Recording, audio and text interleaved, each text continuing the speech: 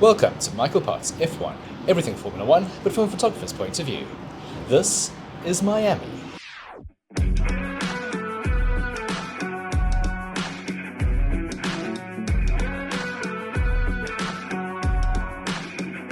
Round 6, the Miami Grand Prix. This race is all about redemption. It's redemption for McLaren, redemption for Lando Norris, and redemption for Formula One. For many people, the Miami Grand Prix is a symptom of the worst aspects of the new Liberty Media-owned era in Formula One. It's seen by some as Formula One's USA cash grab, a race designed to generate as much money as possible. And it's as far away from Formula One's traditional heritage of soggy hillside racetracks in the Ardennes. With exorbitant ticket prices, some being as much as $10,000 for the race weekend per person. This brash, bright, colourful event that takes place in what is essentially the Miami Dolphins car park hasn't been everyone's cup of tea. The past two races have been pretty boring affairs, and it really hasn't captured the imagination of most Formula One fans. So to change this, Formula One has thrown literally everything they possibly can at this event. New facilities were created, it became the second sprint race of the season, and the teams have really embraced this attempt to make something special. There were lots of very cool helmet designs from Esteban Ocon to Max Verstappen. Racing Bulls produced a gorgeous new livery for this race. They did a very cool reveal of this rainbow-coloured car in a car wash in Winewood, which is a very creative district in Miami. And it's this beautiful oil slick-inspired design that is really associated with the colours of Florida and Miami. Obviously, there's also a marketing angle to it, because it's the same colour scheme that you'd get on a Visa Chameleon credit card. Not only did their car look great, but it was also a brilliant weekend for Racing Bulls. Daniel Ricciardo was fourth in the sprint race, which is an amazing result considering how he's struggled so far this year. He does have a new chassis for this race, and that is giving him a lot of confidence. Yuki Tsunoda also performed brilliantly, claiming 7th place in the race, and the team is now 6th in the standings after a very, very good start to the year. Ferrari also unveiled a new title sponsor. This is a huge deal with HP, and the team will now be known as Scuderia Ferrari HP. Keen-eyed observers will also notice that HP appears on the Mercedes cars. This is actually Hewlett-Packard Enterprise, which is focused on cloud computing, so it's a completely different company to the consumer HP, which is now featuring as Ferrari's title sponsor. The two entities separated in 2015. The livery update was absolutely gorgeous on the race suits, but possibly a little bit underwhelming on the car. I think everyone was expecting a completely blue Ferrari. But the blue is not just there for the title sponsor, it's also part of Ferrari's 70th anniversary of running blue liveries in North America. This story starts in 1964, where Enzo Ferrari had a fallout with the FIA over the eligibility of the Ferrari 250 LM. Furious Enzo vowed never to race in Ferrari red ever again. His cars were entered into the race under a North American license and painted in blue and white, which are the national USA racing colours for the final two races of the 1964 season. John Surtees won the title by coming second in the Mexican Grand Prix. The conflict was soon resolved, and Ferrari returned to scarlet, and we have never seen the blue livery appear on their Formula One cars since then. The livery features two stripes of blue, a lighter Azzurro La Plata shade, and the darker Azzurro Dino. Azzurro La Plata featured on Alberto Ascari's championship-winning race suit in 1952. And since then, many drivers have considered this a lucky element, and they've featured it on their race suits or their helmets. This includes John Surtees, Lorenzo Badini, Chris Amon, and Niki Lauda wore it for his first season in Ferrari.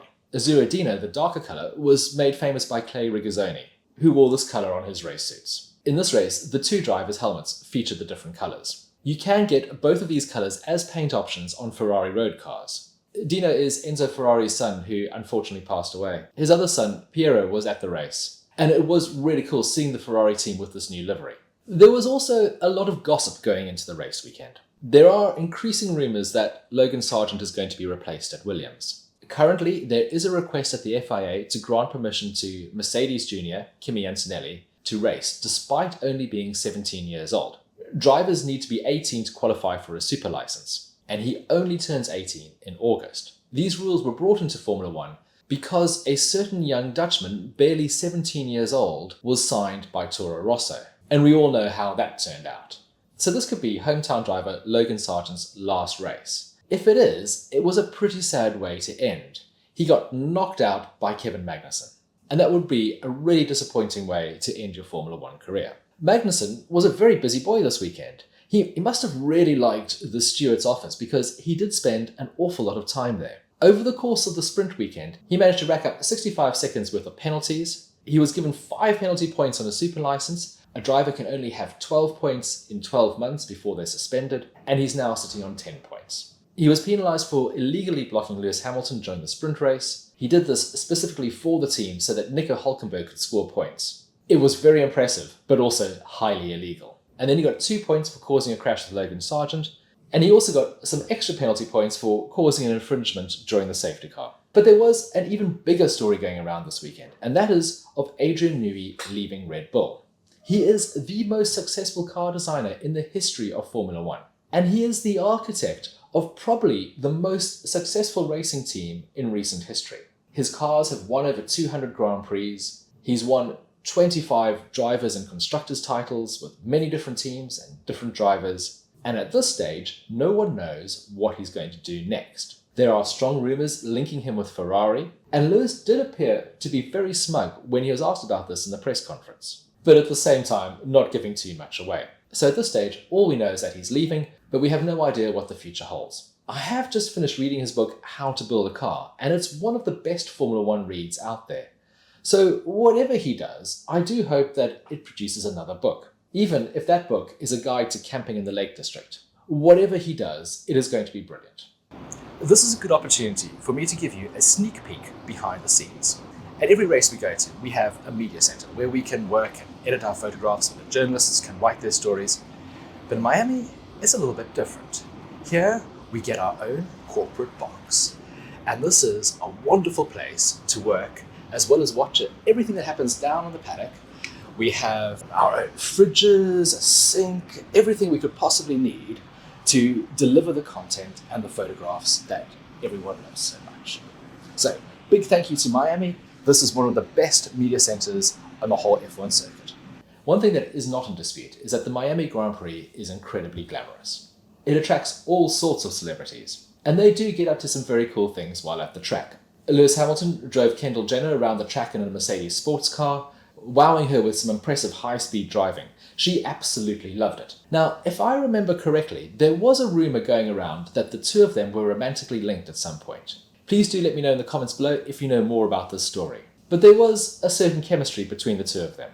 George Russell did a lap of the track with Ed Sheeran. We also had Camila Cabello, Charlotte Tilbury, Odell Beckham, Zinedine Zidane, and Jake Paul, who is going to be fighting Mike Tyson on the 20th of July. While there might have been fewer Hollywood A-listers this year, former US President Donald Trump did make an appearance. When he first arrived, the Secret Service cleared out the paddock, even attempting to block some of the drivers who were returning from the drivers' parade from crossing his path. It was rather heavy-handed. But then, when he came out onto the grid, one of the Secret Service guys came up to me and said, "Hey, if you want to get a photograph of President Trump, go and stand over there," which I duly did. So Formula One has tried to throw everything at this race to make it a fan favourite. And while it's possibly one of the best fan experiences for those attending with deep enough pockets, the racing hasn't been great. The past 2 years have been a little bit underwhelming. Yes, Max came from the back to win last year, but that result was never really in any doubt. And while we had a few surprises in qualifying, and there were 1 or 2 outstanding performances, but it did feel that everything was still quite predictable. Felt like a lot of effort had gone into watching Max win yet again. And having this as a sprint weekend felt like it was just a case of having more of the same. But there was redemption in the form of a safety car, a bollard, and some excellent race strategy. Max did lead from the start, although there was a hairy moment where Sergio Perez ran deep at the start.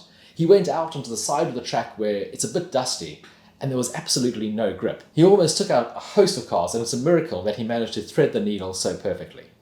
All of that benefited Oscar Piastri, who after a few laps was in second place, and driving very, very well. Now remember, his car didn't have the upgrades that Lando had, and Lando at this point was way down in 6th place. Max hit a bollard at the chicane, and I was photographing there during qualifying, and the marshals told me that they were taking bets on how long that bollard would last in each session. And I know that this incident would have made one of them particularly happy. This may have caused some damage to his car and reduced his speed. While all the drivers were stopping, Lando stayed out, and he was the only frontrunner who hadn't made a pit stop yet when Magnussen crashed into Sargent. And this triggered the classic that everyone was hoping for. And that moment provided the redemption that Formula One was hoping for. But it was also redemption for Lando Norris. He was the holder of one of the more depressing records in Formula One, the most podiums without a race win. Before this race weekend, he had been on the podium 15 times, but never on the top step. And having come so close to a race win in 2021 in Sochi, he was leading the race, on his way to his first win, and then with 2 laps to go, the heavens opened. It was a massive downpour. Norris elected to stay out, and Lewis decided to come in and switch tyres. In 2 laps, he was able to catch and pass his countryman and claim his 100th win. I was there at that race, and the hurt that Norris carried was so real.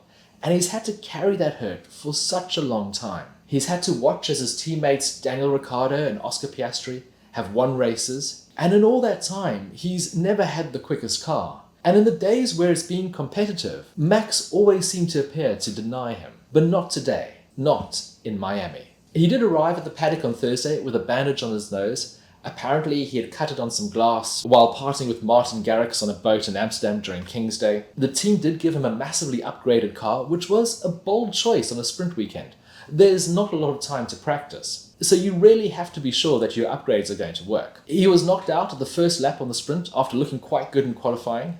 The car needed extensive work, and he was out-qualified by his teammate for the feature race. In the early stage of the race, he was down in 6th place, while Oscar was in 2nd, but the safety car and a perfectly timed pit stop meant that he came out ahead of Max. He defended like an absolute lion at the restart, and then he did something remarkable.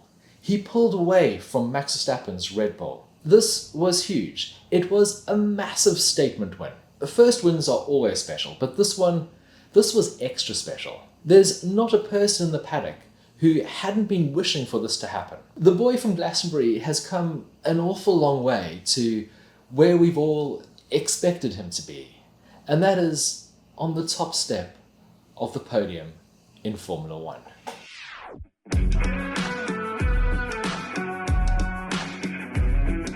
Thank you so much for joining me for this look back over the Miami Grand Prix. Do you think that was the classic we've all been waiting for? Or am I just getting a little bit overexcited because Lando's won a race? Please do let me know in the comments below what do you think. And if you haven't yet, please do like and subscribe.